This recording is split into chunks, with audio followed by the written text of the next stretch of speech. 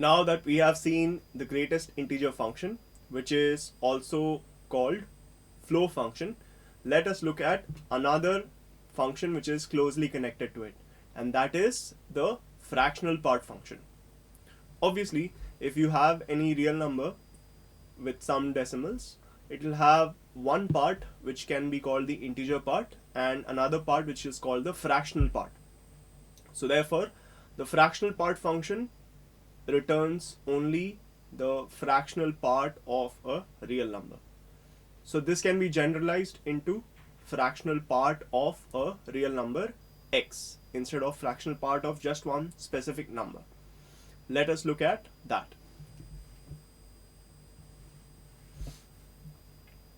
So the fractional part function fx is denoted by x surrounded by curly braces, and that is equal to x minus the greatest integer function of x.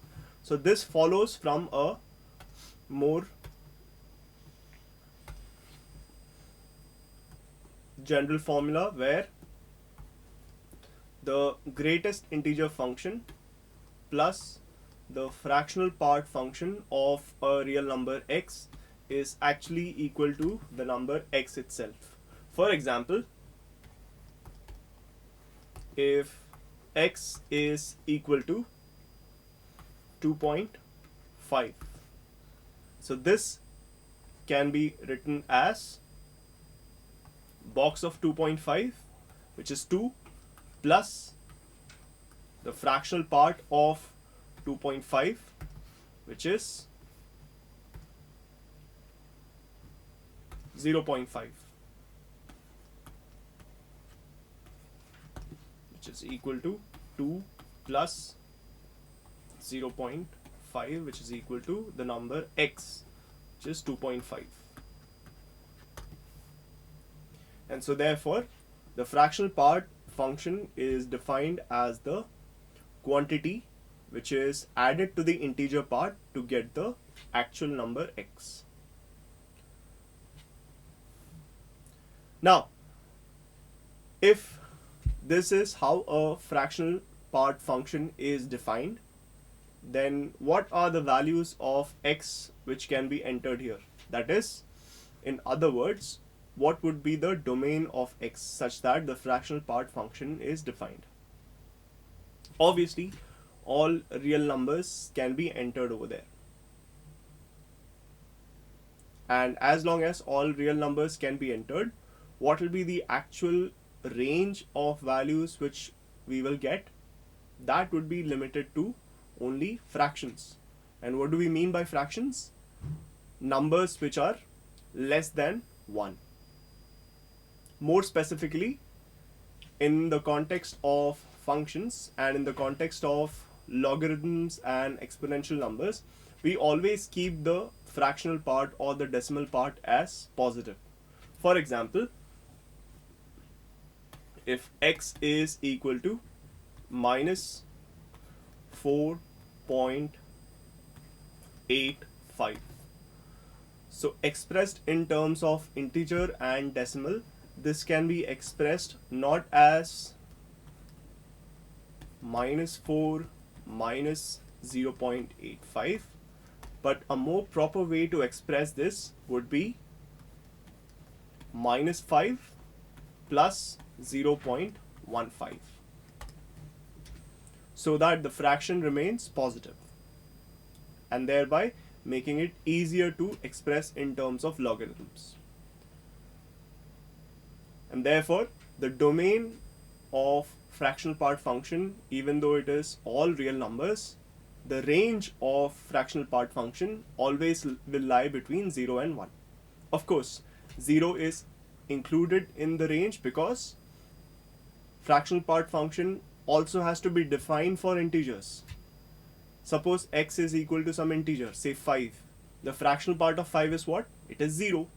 So therefore, 0 has to be included in the domain of fractional part function, but 1 cannot be, because 1 itself is an integer and that does not return a fractional value to some number if it is an integer specifically.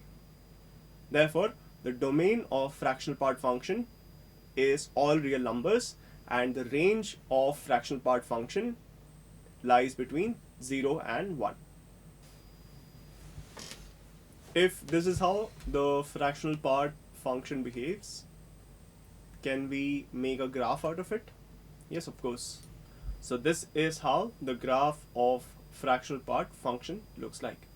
Obviously, since the range of the function is between 0 and 1, therefore the function does not go beyond the line y is equal to 1, and it does not go below the line y is equal to 0, that is the x-axis. Moreover, if you notice, the integers 0, 1, 2, 3, etc. are all darkened as well, and the integers on the dotted line are shown as hollow circles. So that indicates that the function does not take on any definite value at that point. For example, at x is equal to 2, the actual value of the function is 2 and not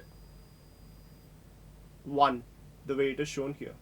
This is y is equal to 1 and this is y is equal to 2. At x is equal to 2,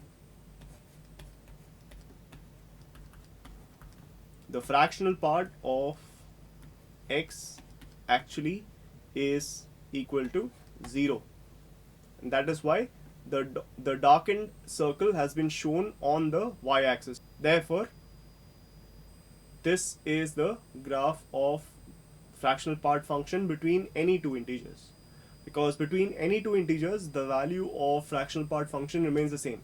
So fractional part of 1.5 is same as fractional part of 2.5, which is same as fractional part of 1000.5 also, which is going to be, of course, again same as minus 25.5 also.